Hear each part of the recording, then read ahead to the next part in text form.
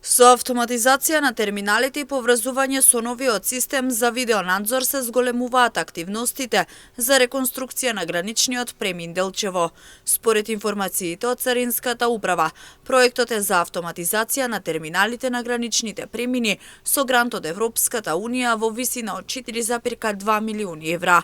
Ова, како што велат, вклучува целосна замена на постоечките ваги со нови дигитални ваги, како и замена на постоечките рампи со нови автоматизирани рампи. Во рамки на Царинската управа додаваа дека на највисоко ниво беа презентирани функциите на системот, но и надлежностите на вработените во однос на нивната одговорност. Доколку до сега еден камион на влез на граничен царински терминал за вагање се задржуваше повеќе од 5 минути, за да се измери и рачно да се внесат податоците. Со имплементација на проектот се очекува истиот на вагање да се задржи 1 минута. Со ова значително ќе се забрза транспортот и ќе се улесни трговијата, особено на најфреквентните гранични царински терминали, каде се вагаат и до 500 камиони дневно, посочуваат од Царинската управа.